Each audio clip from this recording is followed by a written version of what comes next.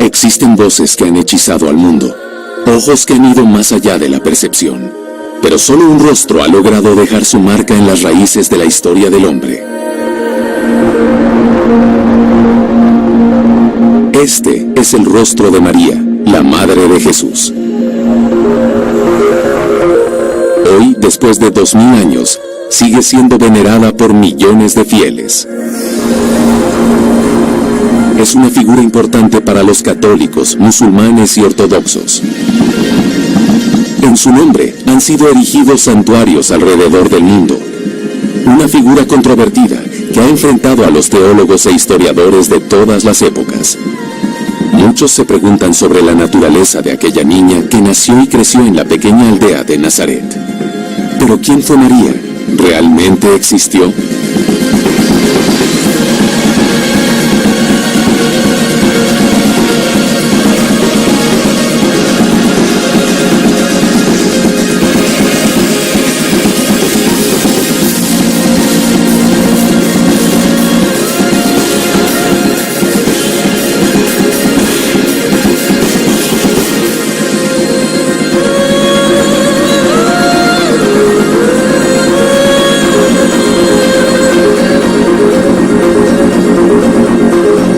Las cosas más increíbles que el hombre se pueda imaginar, las podemos encontrar en la persona de María, quien no es precisamente una figura mitológica ni una criatura fantástica, sino que es alguien que realmente vivió y que estuvo en este mundo.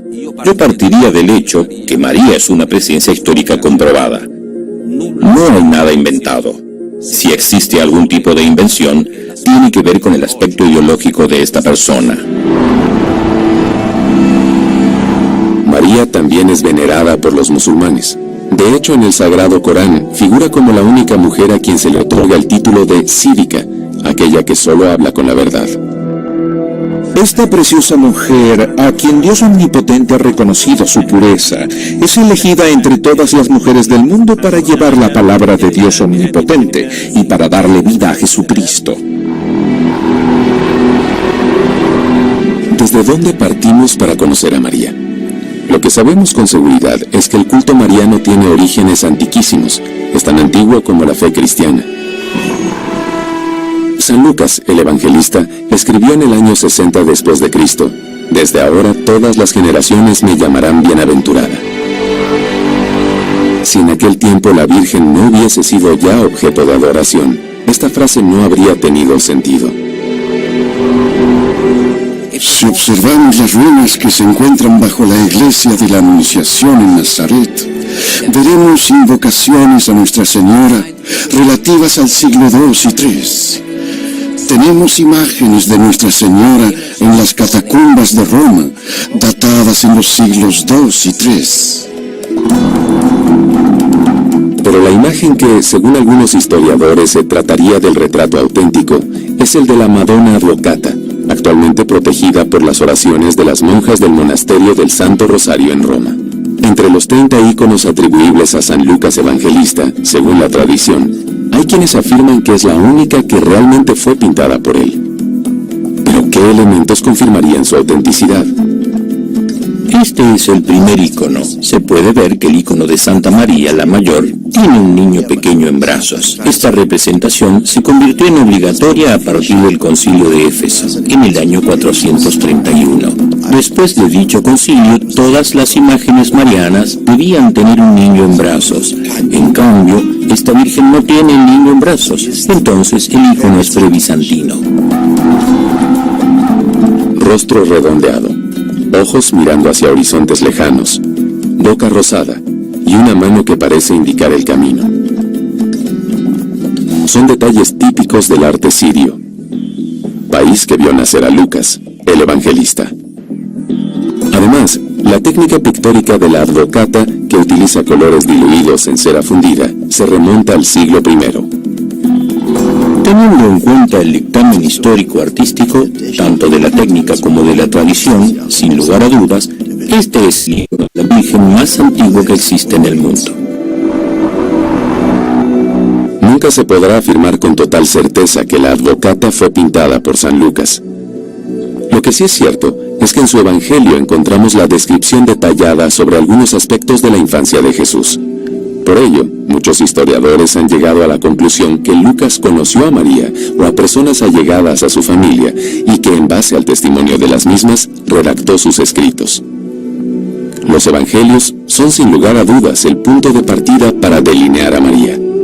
Pero ¿cómo se puede confirmar su autenticidad? ¿Son solo leyendas los relatos que se encuentran en sus páginas o corresponden a hechos que ocurrieron realmente? Mientras que de los textos clásicos tenemos pocos, de Platón hay solamente 11 copias manuscritas, de César también, de Tácito solo 2 copias manuscritas. En cambio, de los Evangelios tenemos alrededor de 15.000 manuscritos. Lo que es importante subrayar es que todos estos manuscritos coinciden entre sí. Si un texto fue copiado 15.000 veces por escribanos en distintos idiomas y en varios países, significa que dicho escrito era considerado muy importante. Más aún, el hecho de que todos los manuscritos contengan las mismas palabras sin añadiduras ni modificaciones pudiera evidenciar la fidelidad del texto original. Pero, ¿qué dicen los Evangelios sobre María? María entró en la historia como la madre de Jesús, porque los documentos más antiguos de donde surge su nombre pertenecen justamente al Evangelio de Marcos. En estos textos antiguos y en estas tradiciones se proporciona el nombre de la madre de Jesús, María.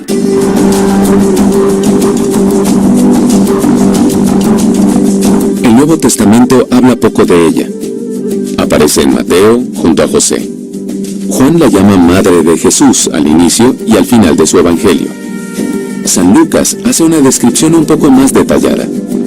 Pero para lograr trazar una imagen de María, hay que buscar en otras fuentes, en particular, en los llamados Evangelios apócrifos.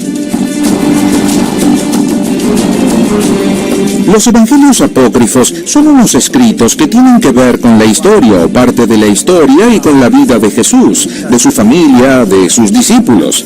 Por lo tanto, tienen características similares a los evangelios que forman parte del Nuevo Testamento, pero que se distinguen precisamente porque no han sido incluidos en el Nuevo Testamento.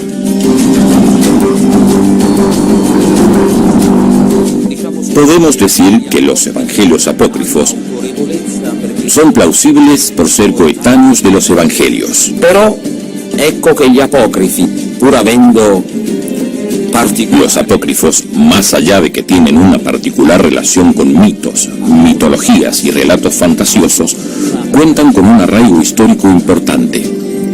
La Iglesia no da crédito a los apócrifos desde el punto de vista de la fe, pero respeta a los apócrifos, porque son de gran ayuda en la lectura global del misterio de María.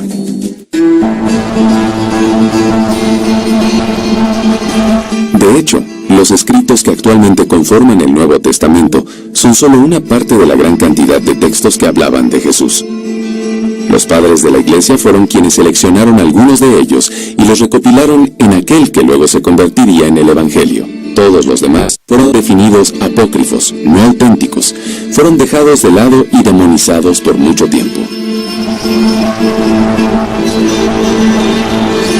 Uno de esos textos es el protoevangelio de Santiago, antiguamente titulado Revelación de Santiago o Nacimiento de María, un texto que se remonta al siglo II, en el que se describe toda la vida de la Virgen. La versión más antigua fue descubierta en el año 1952, cuando en Egipto salió a la luz un papiro llamado Bodmer. ¿Qué dice el protoevangelio de Santiago sobre la infancia de María? Sería limitado imaginar a quien engendrara al Hijo de Dios como una simple joven de Nazaret. Ella fue la elegida, fue predestinada. No pudo haber sido una joven común. Era mucho más que eso. Y esto quedó claro desde el momento de su concepción.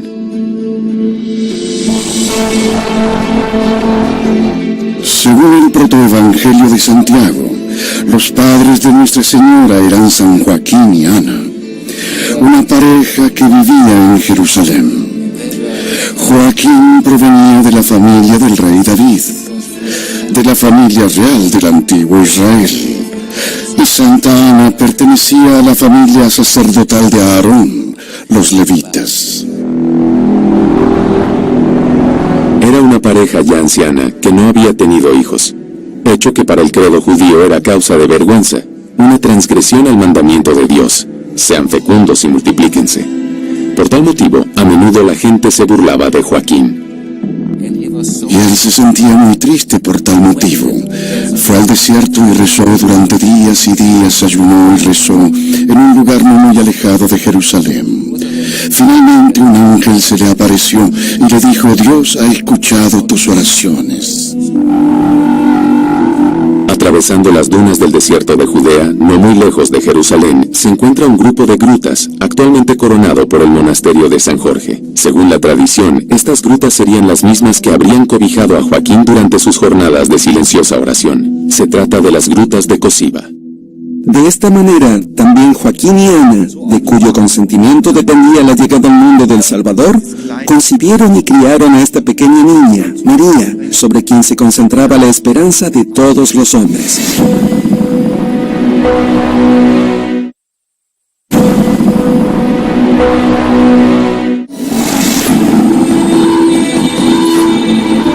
El 8 de septiembre, Ana dio a luz a una niña, que la llamó María.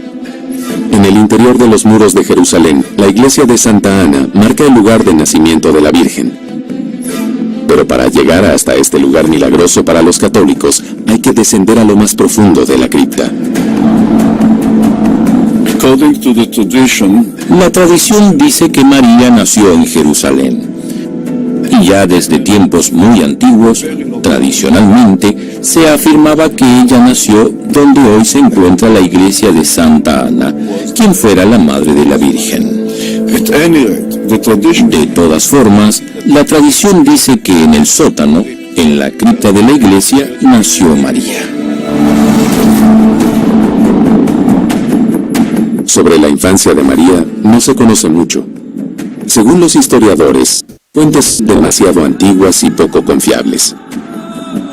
Fue Lucas, en su Evangelio, quien la describió como la novia prometida de un hombre llamado José.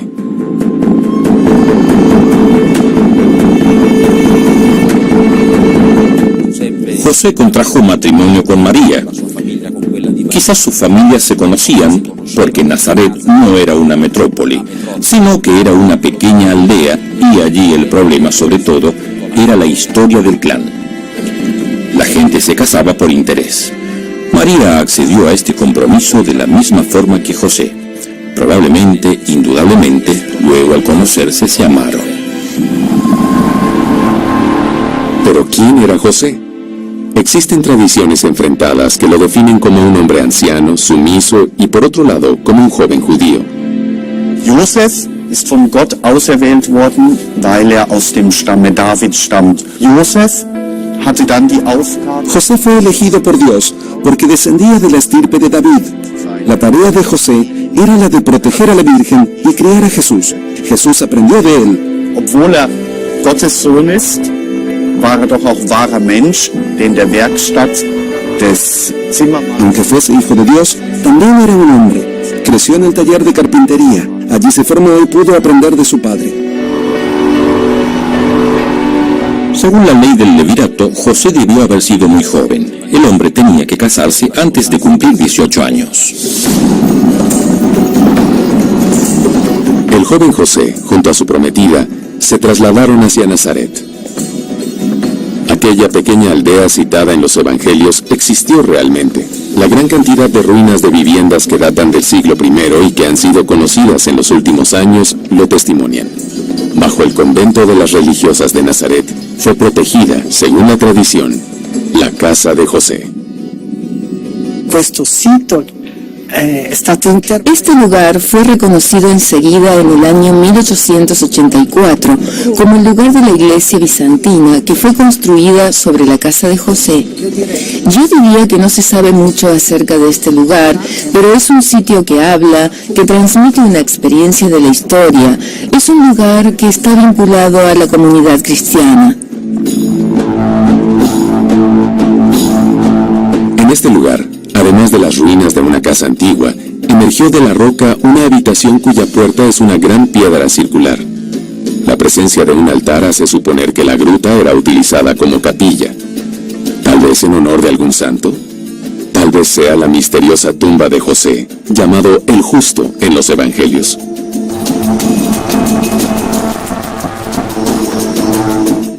Lo que en todo caso es importante es que esta tumba también era venerada en Nazaret. Incluso cuando ya no era visible, después de siglos y siglos, se seguía diciendo la tumba del justo, y las personas rezaban en esta zona. Aquella Nazaret que acogió tanto a María como a su hijo, aquellas piedras que emergieron de la tierra, serían el escenario del milagro más grande de la historia del cristianismo, la encarnación de Dios. También hay diferentes tradiciones acerca del lugar de la concepción. Se dice que ocurrió en Nazaret. Los griegos, por ejemplo, creen que el ángel apareció mientras ella se encontraba en una fuente recogiendo agua. En cambio, los católicos, los latinos, dicen que ella estaba en su casa, en la Santa Casa, en la casa que actualmente se encuentra en Loreto. Allí se le apareció el ángel. Sin embargo, todos coinciden en la creencia de que un ángel se le acercó, que ella encontró a Dios y que Dios se hizo hombre dentro de ella.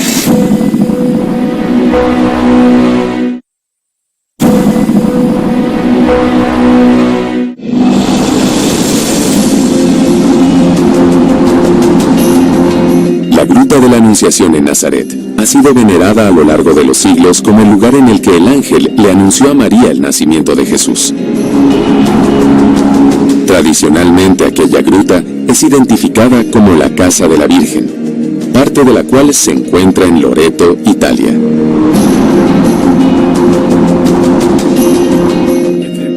Las tres paredes de la Santa Casa de Loreto son las ruinas de la morada de la Virgen construida en mampostería, que se encontraba en Nazaret, delante de la gruta.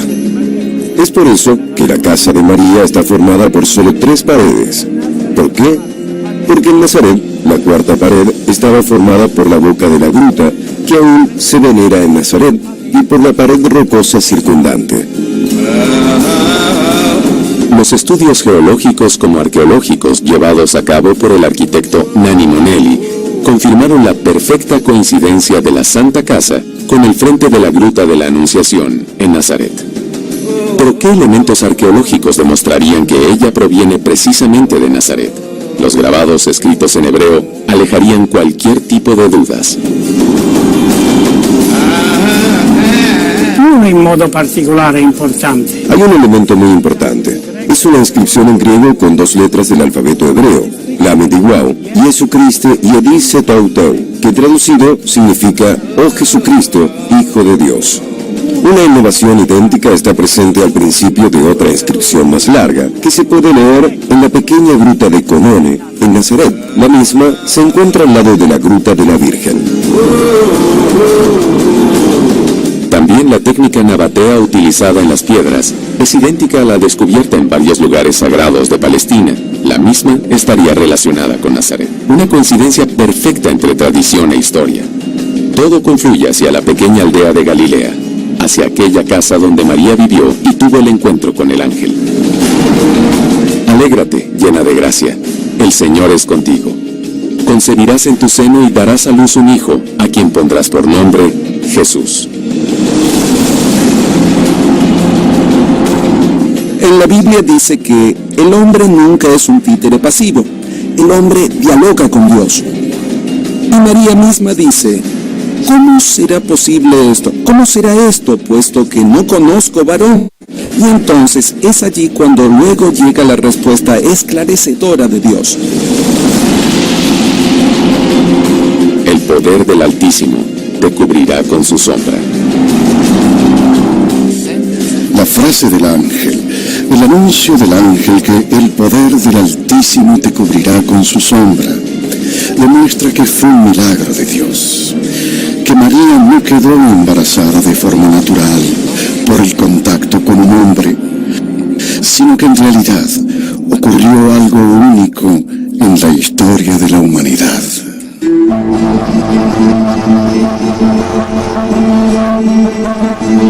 Pero ¿de qué manera María concibió a su hijo? ¿Y ¿Y cómo es posible que permaneciera virgen? El estudioso Simone Venturini, partiendo de las Sagradas Escrituras, ha encontrado una respuesta a este enigma. La misma se basa en la particular fisonomía de Jesús, una fisonomía luminosa.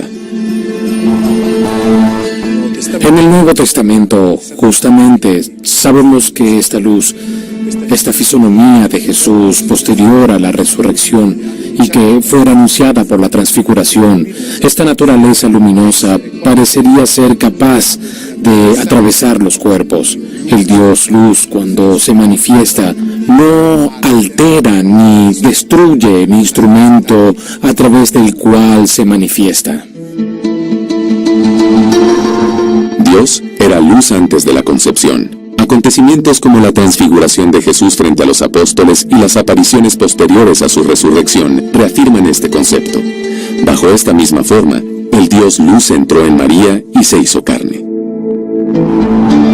Dios entró en María sin modificar su estructura anatómica o sin modificar la estructura anatómica de sus genitales. Esta es una hipótesis, pero yo considero que es bastante verosímil. El parto se acercaba cuando, a través de un decreto, César Augusto ordenó que se realizase el censo de toda la tierra. María y José, pertenecientes a la estirpe de David, debieron partir hacia Belén, la ciudad originaria de su tribu. Una tradición basada en el protoevangelio de Santiago relata cómo María, antes de llegar a Belén, sintió los primeros dolores de parto y debió descansar sobre la roca hoy conocida como la roca de la Catisma. A lo largo del trayecto desde Jerusalén hasta Belén, alrededor de 6 kilómetros de distancia, encontramos una iglesia bizantina muy antigua. Son las ruinas de una iglesia octogonal y que estaba construida alrededor de una roca. La roca sobre la cual, según la tradición local, Nuestra Señora descansó antes de llegar a Belén.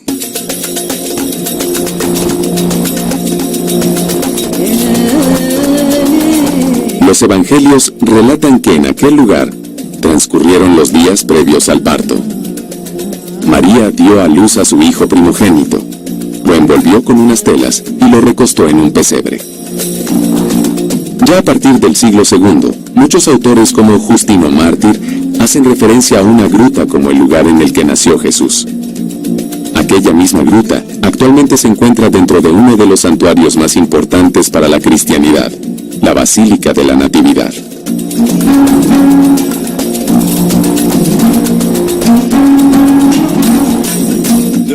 La única cosa verdadera acerca de Belén es, por supuesto, la Iglesia de la Natividad. Consideremos que es la iglesia más antigua que aún funciona en el país. Fue uno de los primeros lugares donde Helena, la madre de Constantino, descubrió la gruta. Luego fue precisamente Constantino el Grande, hijo de Helena, quien mandó a construir allí una iglesia, identificando de esa manera como sagrado a dicho lugar.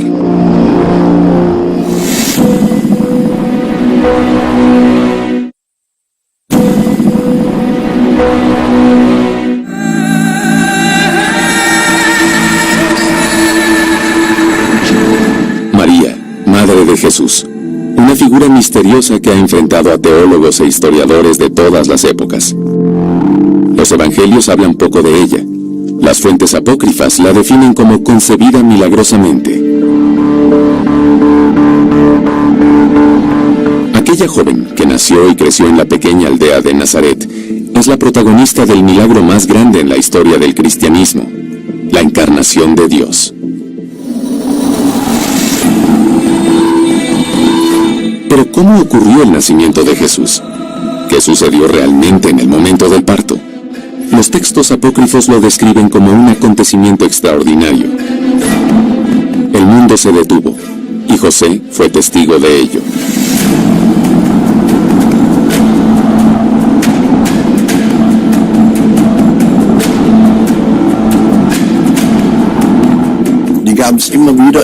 Se han hecho descripciones similares, pero nunca en este modo. Incluso Lucas habla de una gran luz.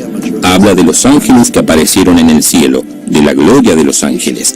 Debemos resaltar el hecho de que la luz aparece durante el nacimiento, pero también lo hace en la resurrección, es decir, que la luz acompaña a Jesús desde el inicio hasta el final.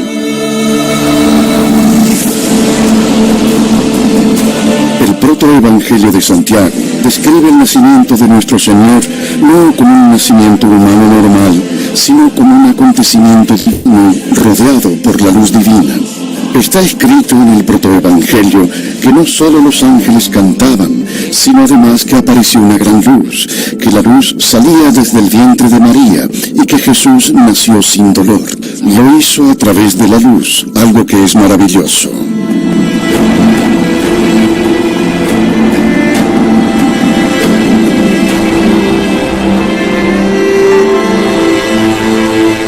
Nació Jesús, el Hijo de Dios, concebido como luz divina, y como tal se convirtió en hombre sin dañar ni corromper el cuerpo de su madre.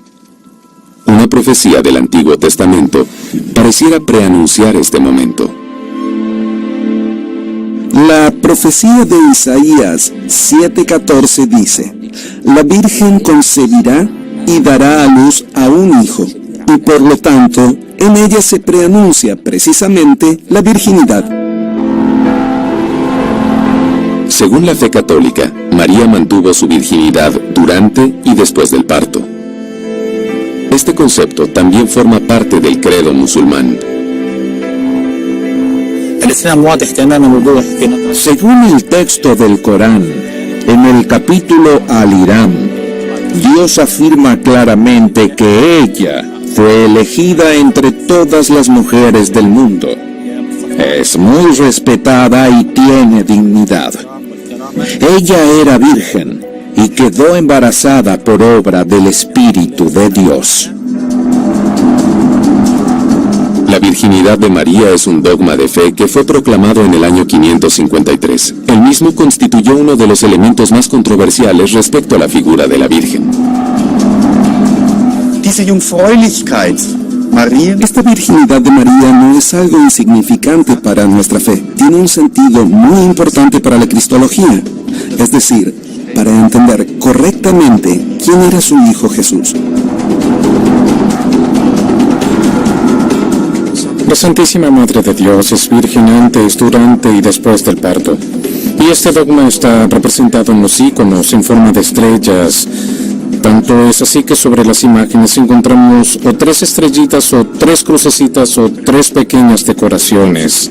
Casi siempre son estrellas, dispuestas una sobre el hombro derecho, otra sobre el hombro izquierdo y la otra sobre la frente. Estas 3 pequeñas estrellas representan o tienen la función de recordar que María es virgen antes, durante y después del parto.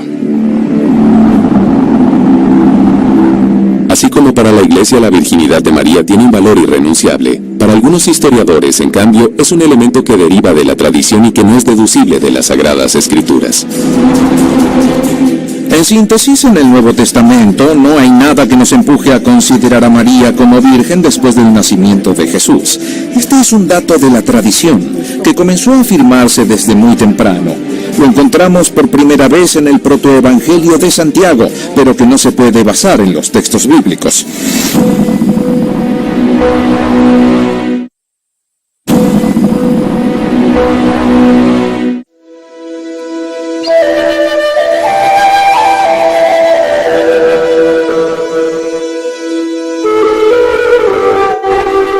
María se convirtió en madre. Desgraciadamente, el silencio de los evangelios acerca de la infancia de Jesús nos permite apenas imaginar los primeros años de su vida. Lucas, el evangelista, relata que el niño creció y se hizo fuerte en su casa de Nazaret. Recientes descubrimientos llevados a cabo por un grupo de arqueólogos a cargo de Ken Dark han sacado a la luz las ruinas de una antigua vivienda del siglo I. ¿Es probable que se trate de la casa donde creció Jesús?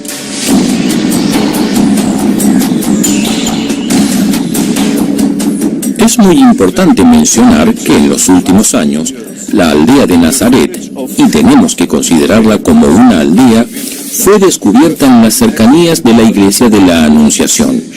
Si tratáramos de encontrar la casa de Jesús, tendríamos que buscarla justamente ahí.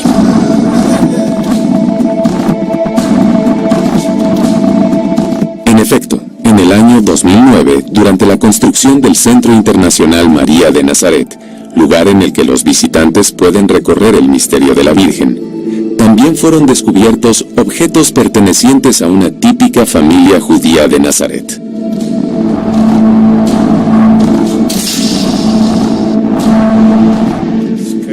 Algo de lo que estamos seguros es del hecho que los arqueólogos identifican alrededor de 50 casas en la ciudad de Nazaret en la época de Jesús. Jesús vivió a lo largo de 30 años en esta ciudad. Tenemos prácticamente la certeza de que Jesús, María y José han venido hasta esta casa. María fue quien guió y apoyó a Jesús. Como madre, lo educó y lo ayudó a crecer. Pero fue también aquella mujer, elegida como la protectora del Hijo de Dios, quien durante las bodas de Caná lo empujó a revelarse al mundo.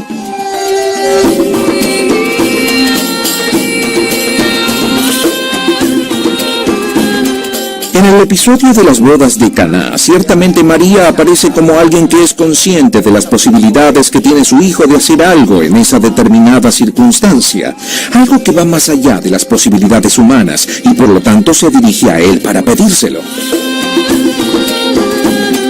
María le dijo a su hijo, no tienen más vino. Ante un rechazo inicial por parte de Jesús, ella no se preocupó. Ella sabía que había llegado el momento justo. Sabía que en ese entonces el Hijo podía manifestarse. Fue así que se dirigió directamente a los sirvientes y les dijo, todo cuanto Él os diga, hacedlo.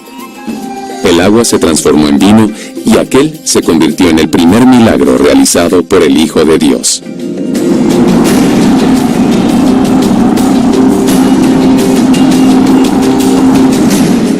No nos olvidemos que María es una mujer, y esto no es un hecho secundario. Esto demuestra no solamente la sensibilidad para darse cuenta de cuáles son las falencias, las cosas que pueden causar sufrimiento, aquello que puede arruinar una fiesta. Hablando a nivel histórico, a nivel simbólico, María es la madre del aquí y ahora. En ese momento, María demostró una fe en Él que los apóstoles no tienen.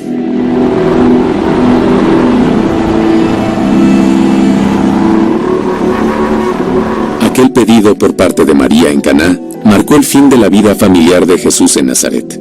Él se alejó de su aldea y el reencuentro con su madre se produjo en el momento de su muerte.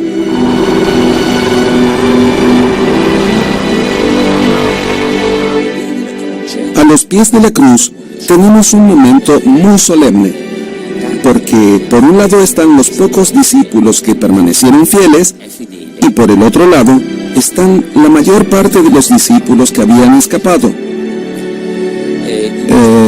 Entre estos pocos se destaca la figura de María. Allí Jesús encomendó a María al cuidado de Juan. Pero ¿cómo se puede interpretar este acto? ¿Por qué Jesús encomienda a su madre a Juan, su discípulo predilecto?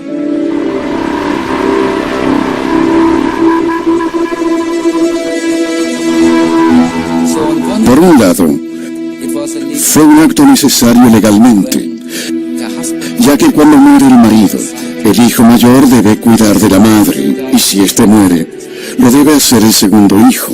Pero por lo que sabemos, María no tenía otros hijos. Entonces nuestro Señor tenía que encontrar a alguien más para que cuidara de ella.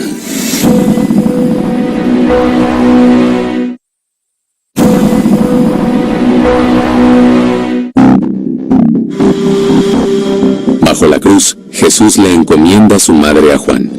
A partir de aquel momento, ¿qué sucedería con María? El personaje de María aparece por última vez en los textos canónicos, en el primer capítulo del libro de los Hechos de los Apóstoles, cuando dice que después de la ascensión de Jesús, tanto los 12 como los demás discípulos se reunían en una casa y estaban juntos orando, compartiendo el pan y esperando la llegada del reino junto a María.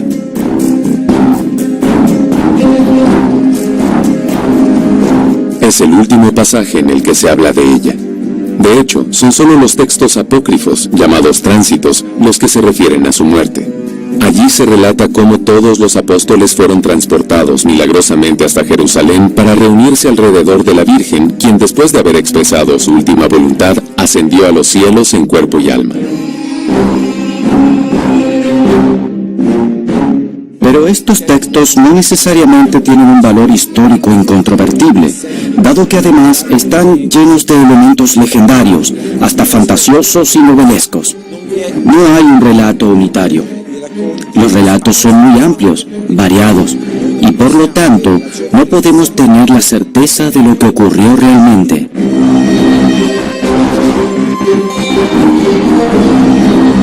En realidad, la muerte de la Virgen aún hoy permanece envuelta por el misterio. Para algunos teólogos defensores de la llamada posición inmortalista, la única respuesta posible es que María no murió.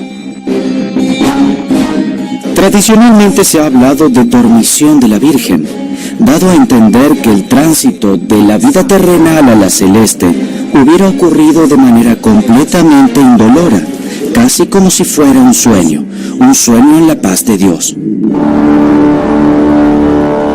El 1 de noviembre del año 1950, Pío XII promulgó el primer y último dogma mariano, la Asunción de María en cuerpo y alma, en el cual, curiosamente, no se habla de su muerte. ¿Por qué? Diese Frage bleibt nach wie vor offen. Al igual que antes, esta pregunta permanece abierta, ya que se cree que María no murió, pues la muerte es una consecuencia de los pecados. Ella, siendo libre de pecado y habiendo concebido de manera inmaculada, completamente pura, no tenía que morir. Y de hecho, no murió.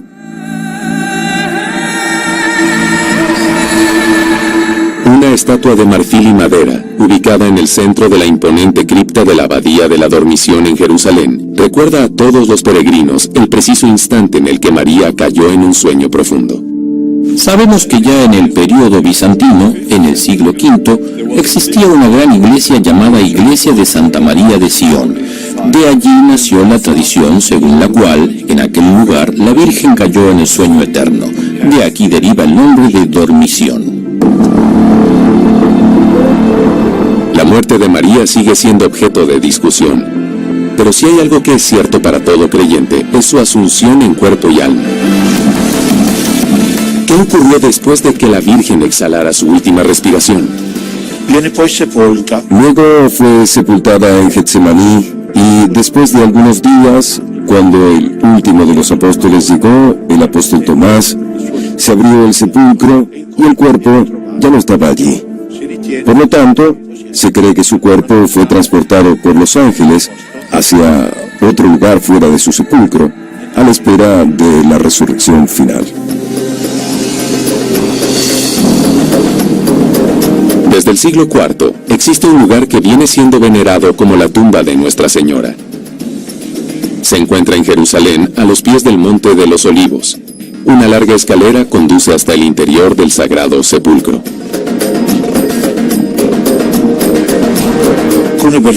Algunas versiones de los apócrifos contienen circunstancias aún más precisas, porque también mencionan la forma del sepulcro, que estaría compuesta por varias habitaciones. En una pequeña habitación se recibe a los visitantes. Un lecho rocoso, desgastado por la ansiedad de los antiguos peregrinos, recuerda el jergón en el que fuera depositado el cuerpo de María luego de su muerte. Sobre la localización de la tumba existen dos corrientes. Para muchos, Jerusalén; para otros, Éfeso en Turquía. En el año 1891, unos arqueólogos hallaron los restos de la casa que, según las visiones que tuvo la vidente alemana Catalina Emmerich, se cree que fue la morada de María, en la cual transcurrió los últimos días de su vida. Ana Catalina Emmerich tenía la facultad de la clarividencia. En sus visiones, logró ir más allá del espacio y del tiempo. Vio cosas que ocurrieron en momentos muy lejanos en el tiempo. También logró ver en el pasado a través de sus visiones, como por ejemplo, las visiones sobre los acontecimientos bíblicos, los cuales revivía y posteriormente relataba. Gracias a las visiones de Ana Catalina Emmerich, fue descubierta una casa en Éfeso que pudo haber sido la casa de María. La asunción de María a los cielos es un dogma de fe. Pero ¿cómo es posible verificar que realmente fue llevada con su cuerpo? ¿Las apariciones marianas en un cierto modo lo demostrarían? Enoc, Moisés y Elías también fueron llevados al cielo en cuerpo y espíritu. Nunca fue encontrado el cuerpo de Moisés, así como tampoco el de Elías, quien fue llevado por un carro de fuego.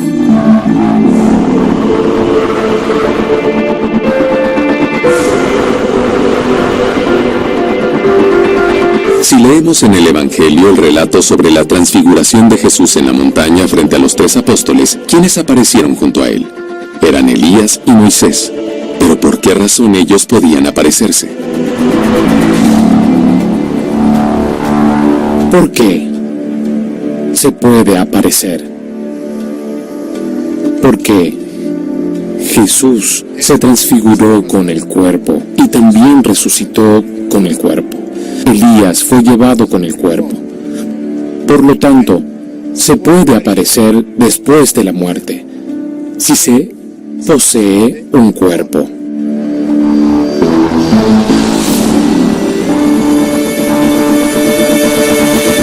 Esto lo sabemos por fe. María fue asumida al cielo en cuerpo y alma. Es por esto que puede aparecer. De otro modo, sucedería lo mismo que a todos los demás seres mortales que no pueden aparecer. María, Madre de Jesús. Los evangelios hablan de su fuerza, pero dando pocos detalles. Otras fuentes la citan, pero ellas parecen ser demasiado débiles a nivel histórico. Sin embargo, uniendo todo aquello que el tiempo se encargó de preservar, se puede describir la imagen de aquella mujer tan importante para la historia del cristianismo. No tengo ninguna duda de que Jesús haya existido. Y si Jesús existió, probablemente tuvo una madre, que fue María. Y no existe razón para no creer en ello. Si Dios se hizo hombre, la mujer elegida para tal propósito tiene que haber sido una mujer extraordinaria, porque Cristo no solamente era puro Dios, sino que también era puro hombre. Este es el dogma del Concilio de Calcedonia. Y naturalmente, la parte divina que había en él no necesitaba ser educada, pero la parte humana sí necesitaba ser educada. Esta tenía necesidad de una madre que le enseñara todo. Y por este motivo, por supuesto que tenía que ser la madre perfecta, elegida por Dios. Una madre que preparara realmente a Cristo para llevar adelante su misión. Y esta madre fue María. Esta es la razón por la cual aún hoy, después de 2000 años, millones de personas se encomiendan a ella.